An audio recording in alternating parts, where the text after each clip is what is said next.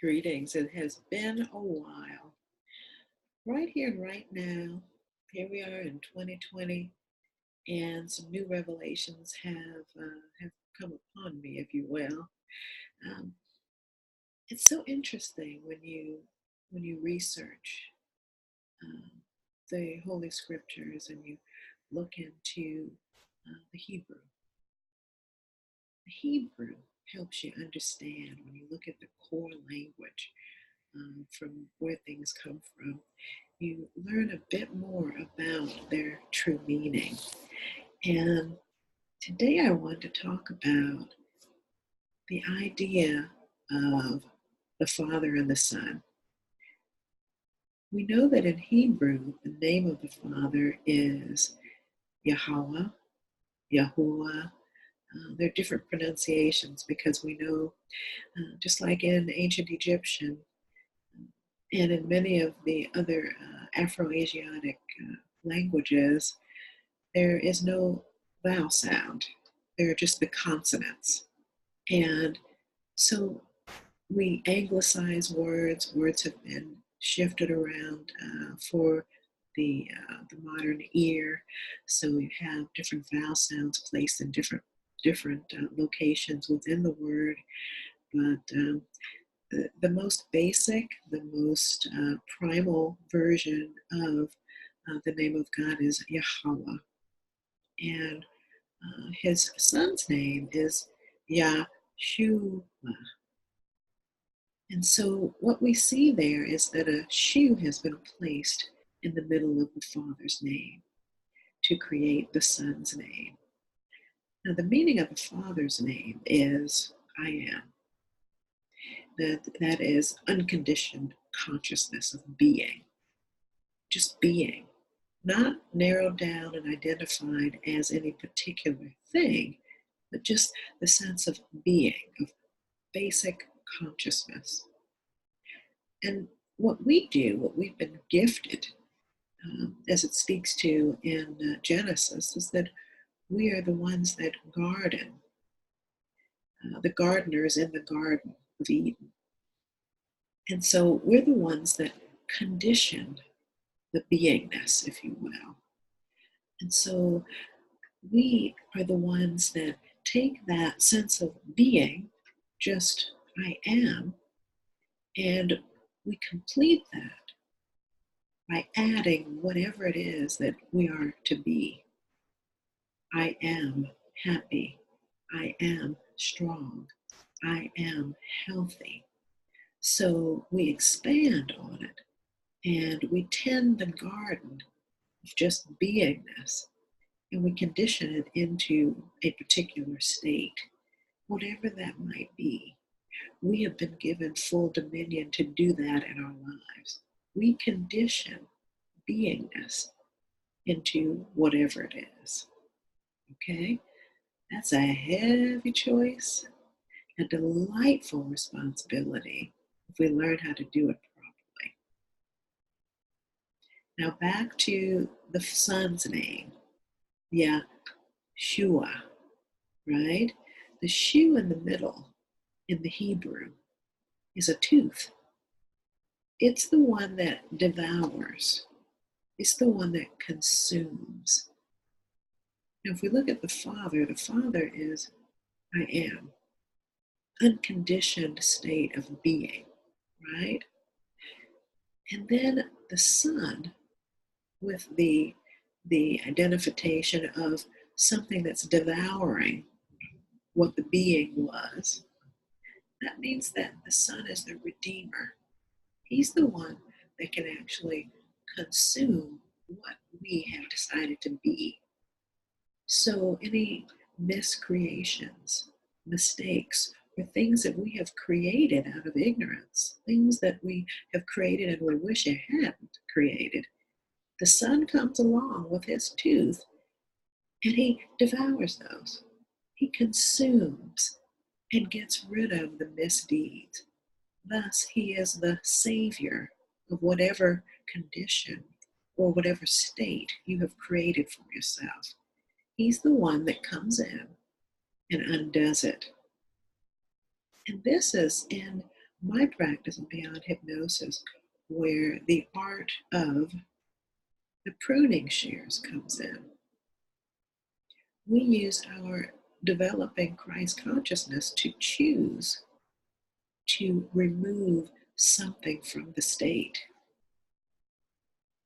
Imagine a state of being as maybe last week I decided to condition my consciousness and decide that I am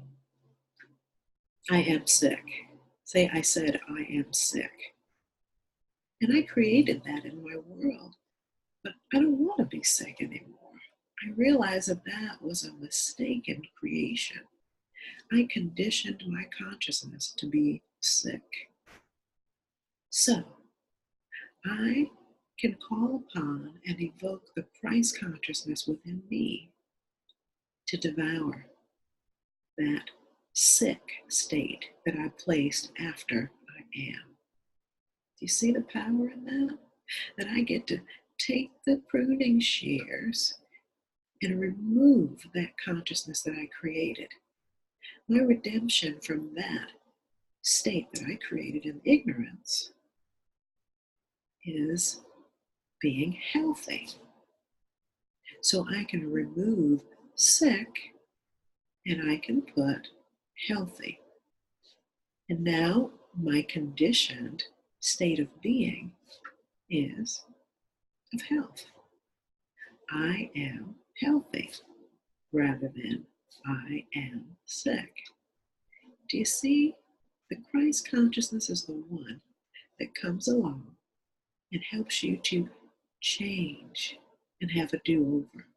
That's where that grace of healing comes in, and grace, that redeeming grace that's within you. Not only are you a creator of your experience of the states that you decide to occupy, you can change with the redemption, the devouring tooth, if you will, to replace what you don't want with what you do want. In other words, you can change your mind. You don't have to be stuck with something that you've created out of ignorance because you didn't know any better, or maybe because you decide once you're in the state, I don't want to be in this state anymore. You can create a new state.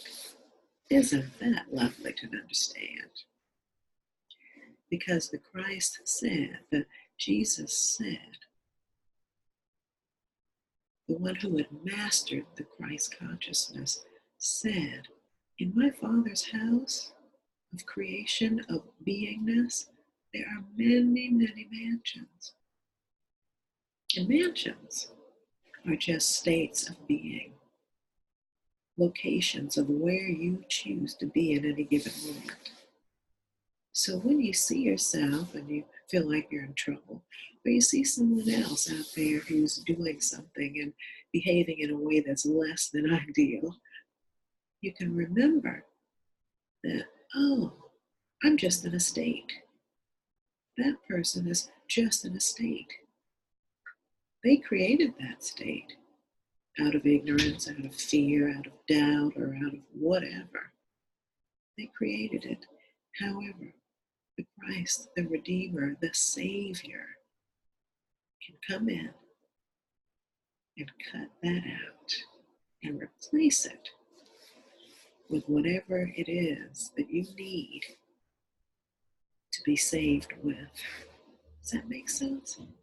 That you can step out of one state and step into another, utilizing the Christ consciousness. That old negative state that you've decided that you don't want anymore can be devoured, can be destroyed, and sent back into the nothingness from which it came. Because it was an effect, it was a creation that you made, and it can be unmade if you only know how, by using that redemptive quality that's within you, by developing and honing that redemptive quality that's within all of us, of the Christ consciousness. Ooh, I know that was a tough one. I know that that might have been a little simplistic for most people, but that's just how easy it is. You don't have to be stuck in poverty. You don't have to be stuck in unhappiness and grief and doubt. You can just step in to your Christ consciousness. Redeem yourself by reimagining your life to that which you truly desire. And say to yourself, I am happy. I am healthy. I am rich. I am abundant. I am. That's the power that you have within you. Learn to use it correctly. Learn to use it on behalf of others.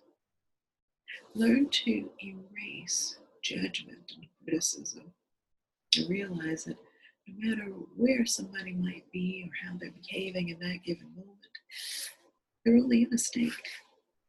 And the good news is they and you can change through the use of Christ consciousness. What a gift. Peace and blessings. Until next time. And remember, get your head together first, and your ass will definitely follow. Peace and blessings.